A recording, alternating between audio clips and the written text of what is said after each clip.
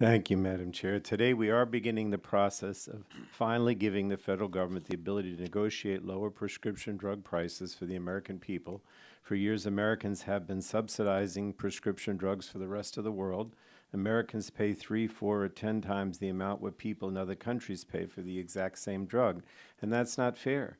And today we're beginning the process of leveling the playing field by discussing 4 bills, including bills introduced by Representatives Doggett, Welch, and Cummings, who have sought to tackle prescription drug negotiation over the years. We'll also discuss H.R. 3, the Lower Drug Costs Now Act, which I introduced last week with several other committee chairs. The legislation gives the Secretary of Health and Human Services the authority and the tools to negotiate the price of prescription drugs for all Americans. It ends the gouging of American consumers by establishing a maximum fair price on what we're willing to pay for prescription drugs based on what other countries are paying for the same drugs. It incentivizes manufacturers to stop unfair price hikes on Medicare beneficiaries by requiring them to pay a rebate back to Medicare if they increase prices faster than inflation.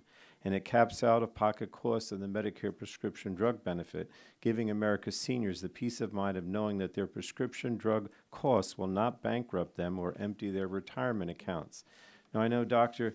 Burgess said we're pushing this, but, you know, Dr. Burgess, we are having a hearing today, and if the Republicans want to work with us on this proposal, they can. I mean, my concern, I have to be honest, is that when we passed Medicare Part D, and I was here, they insisted on putting this prohibition on the Secretary negotiating prescription drugs.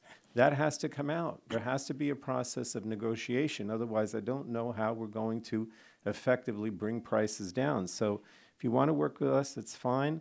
But I think that this getting rid of this clause that says you can't negotiate and having that as a basis of the legislation, I think is crucial.